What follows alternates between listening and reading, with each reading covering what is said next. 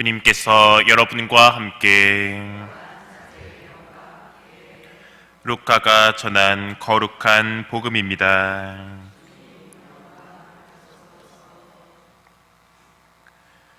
그때 예수님께서는 낙심하지 말고 끊임없이 기도해야 한다는 뜻으로 제자들에게 비유를 말씀하셨다. 어떤 고을에 하느님도 두려워하지 않고 사람도 대수롭게 않게 여기는 한 재판관이 있었다. 또 그 고을에는 가부가 한 사람이 있었는데 그는 줄곧 그 재판관에게 가서 저와 저의 적대자 사이에 올바른 판결을 내려주십시오 하고 졸랐다. 재판관은 한동안 들어주려고 하지 않다가 마침내 속으로 말하였다. 나는 하느님도 두려워하지 않고 사람도 대수롭게 않게 여기지만 저 가부가 나를 이토록 귀찮게 하니 그에게는 올바른 판결을 내려주어야겠다. 그렇게 하지 않으면 끝까지 찾아와서 나를 괴롭힐 것이다. 주님께서 다시 이르셨다. 이 불의한 재판관이 하는 말을 새겨들어라. 하느님께서 당신께 선택된 이들이 밤낮으로 부르짖는데 그들에게 올바른 판결을 내려주지 않으신 채 그들을 두고 미적거리시겠느냐. 내가 너희에게 말한다.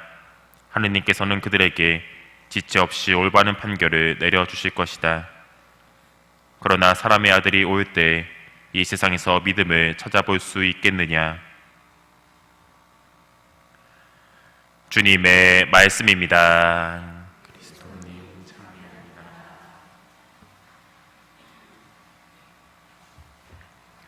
찬미스님, 예수님께서는 낙심하지 말고 기도하라는 말씀으로 간절히 청하는 가부 이야기를 들려주고 계십니다. 이 이야기 자체는 근동에서 흔히 경험할 수 있는 일이었습니다. 예수님 시대 당시 보통 율법을 잘 알고 있는 율법학자들이 재판을 봐주는 재판관으로 있었습니다. 재판이 많았을 경우에는 재판 서기관에게 뇌물이나 뒷돈을 내주어 재판 순서를 먼저 잡기도 했습니다.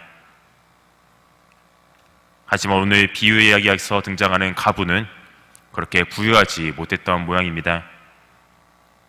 그래서 뇌물이나 뒷돈 대신 끈질길 정도로 재판관을 조르고 있습니다. 여기서 가부가 올바른 판결을 내려달라고 한 것에 집중할 필요가 있습니다. 가부는 자신에게 이익이 되는 판결보다는 공정함, 정의로움이 드러나기를 바랬던 것입니다. 보통 지금 이 세상에서의 재판은 나에게 이득이 되는 판결을 내려주기를 바랍니다. 인간적인 마음으로 당연히 그러할 수 있겠습니다.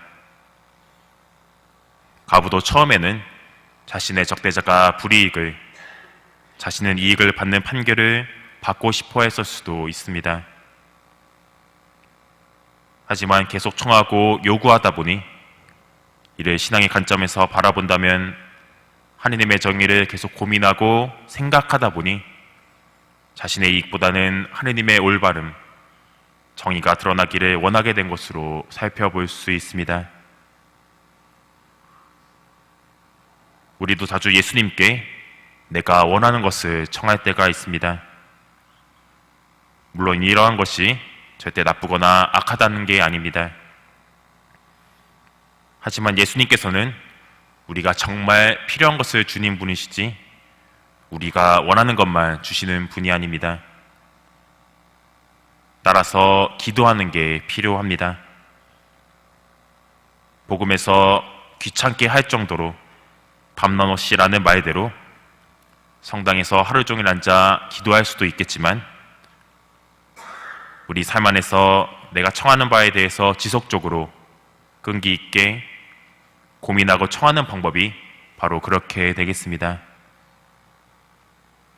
이렇게 기도하다 보면 예수님께서 우리에게 필요하다고 여기시는 것이 우리가 원하는 것으로 변화될 것입니다. 잠시 묵상하시겠습니다.